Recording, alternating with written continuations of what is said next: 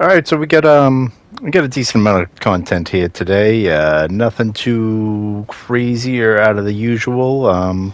But some good clips. I had fun with the invasions. Got a good couple moments, and hope it's worth watching. So one thing that you see people talking about is the people you're fighting. As an invader, you're probably playing the game more than they are. Certainly playing PvP more than the average group of people you're playing. So you have to ask yourself, are the people I'm fighting good, or are they just using good things that they, looked up and found out they were good? Because sometimes you have good people using good things, and if someone knows what they're doing, and you're outnumbered, and they're using, the really good things like the Stormhawk axe there that can combo you to death, and all that, you can find yourself in a lot of trouble. But if they're not really good and they're just using good things, it's easier to overcome them. So you want to keep that in mind and not lose your cool. Don't give in to the fact that, oh, there's nothing I can do here. This is just going to be a loss of a fight. Because even in a loss, there's a lot of times you can turn it around. And right here, after I took the first guy down, the host was almost dead, and I was going to chase him down and end it, but I was like, no, you know what? He doesn't really know what he's doing, so let's try to take out this Phantom first and make it a little bit longer. So, again, the Phantom, though he was over-leveled, obviously a lot of weight, that weapon you got to be kind of high-level to use. He gave me about 10k runes, so I don't know, that puts him above meta level. He's probably like 130-ish. But, I figured I could track him, not track him, trip him. Trap him, trick him. But yeah, so you catch him with the bubble, you start casting a spell, everybody wants to roll behind you. You unlock, you cast it on the floor, you blow him up. Next thing you know, Hosty Boy's by himself, and you let him know that without his buddies, he can't do nothing. Do a quick little setup parry, and the fight's over. Now we got the classic Limgrave first race of the game. Gankers, they're trying to take this guy out, rocking some bleed weapons, trying to do what they can. I like my fellow co-invader here. It looks like he's using a throwable consumable build. He's got the pot head on. He's throwing some mist around. But yeah, I blow up the first guy with, the quick little bubble combo, and this coward of a host just, as soon as he's by himself, he quits and gives up. So, give him the quick salute and nice wave to my co-invader. And, it's always nice when you can step in time and save a fellow co-invader. We got at least one more example of that in this little collaboration or a collaboration. I don't know what I'm talking about. What's the word? Collective, whatever. You're not here for an English lesson. You're here to see some fights. Now, I talked about, you got to worry about if people are good versus just using good things. And honestly, that's by no means me trying to say that I feel like I'm good at this game. If you caught me in my heyday when Demon Souls first came out, when Dark Souls first came out, look at this guy. After I take him out, his host is gone. He starts throwing pots at me for no reason. Like, stop it. The fight's over. But anyways, I don't feel like I'm good like I used to be. I used to be pretty nasty at these games. Back in Dark Souls, Demon Souls, Dark Souls 2, the Return to Drangleic events going on. I'm going to have to pop that game back in. I haven't really had the time or the chance to, but my God, I love Dark Souls 2. That was a place I really thrived. Anyways, I'm not as good as I used to be because I just don't have the time to play the game like I used to. You grow up a little bit, you get more responsibilities, whether it be work, kids, wife, whatever, Unfortunately, we can't always find the same recreation time we could when we were younger, so you got to make the best out of whatever time you have. And, that's why I've talked in my other videos, like, make sure you're playing the game and enjoying it and not just, trying to get every win you can in the most try-hard, sweaty way and taking it too seriously. So even though I don't have the time to put in to be, quite as good as I used to be because I maximize my enjoyment of the time I do have. I can still play it and, continue to improve and have fun with it and, try to keep things interesting. Anyways, you got this group of guys here. They're in an area. They got, nothing around to help me out. You got the madness guy. They do the fake wave like they're going to be friendly. And then, he starts rushing up on me while I'm waving. The other guy hits me with that big charged up madness bullet. Takes more than half of my life out. Could have been a real quick one.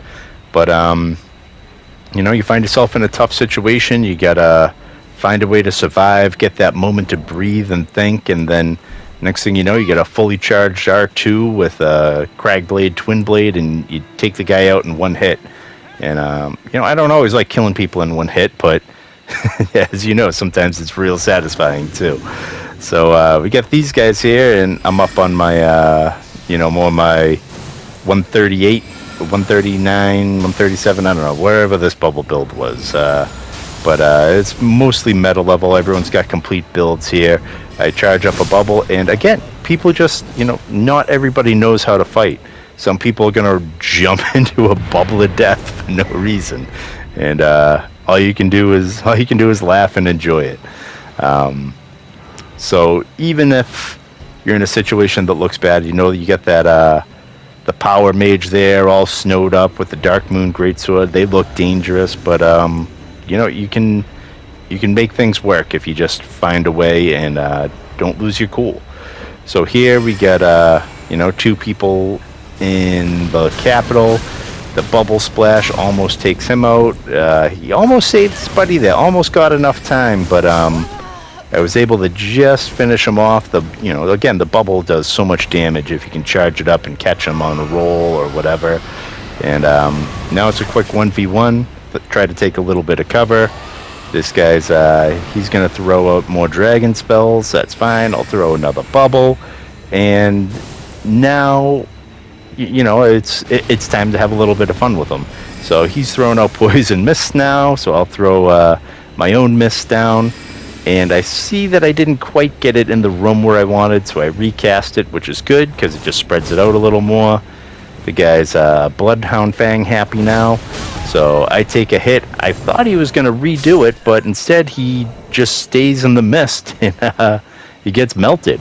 So you never know what people are doing, and even if they're using the good things, you got the dragon breath, you got a fat blue that shows up out of nowhere.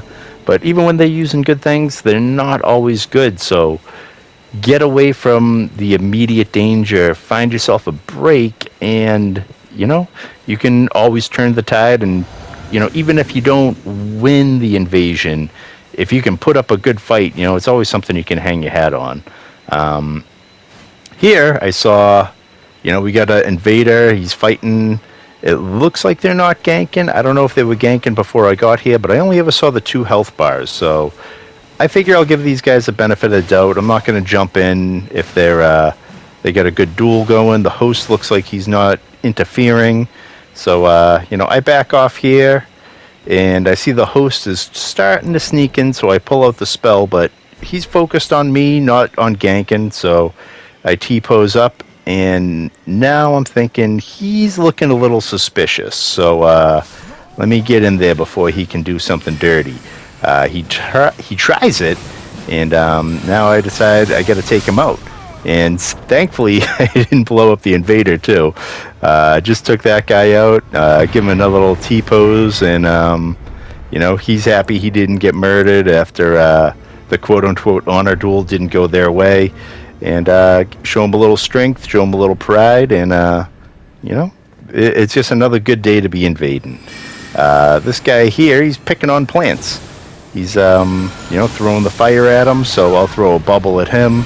I didn't buff up quite yet.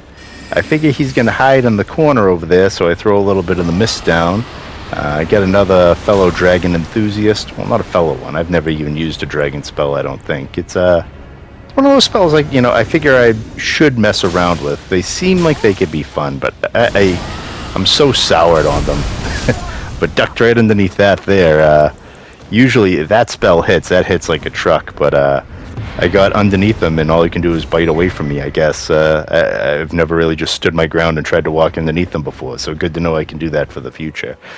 But yeah, you always see the dragon spells and the ganks, and just like Moonveil and Rivers of Blood, and the Vike's Madness Spear, all that stuff that you always see the gankers and everybody use. I hate the weapons and the spells because of that.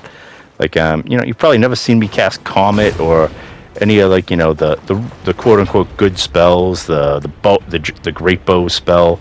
I don't use that stuff because I hate the way I have to deal with it with 3 people chasing me down.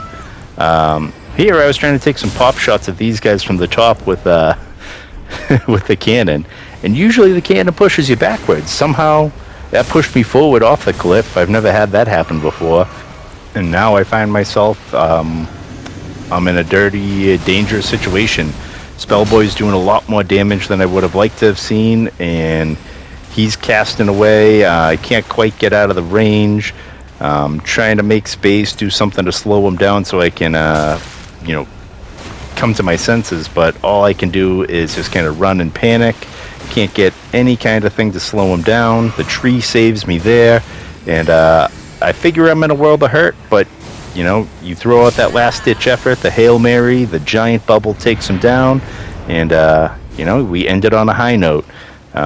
Mostly high notes throughout the video, but thanks for watching, everyone. Take care of yourselves.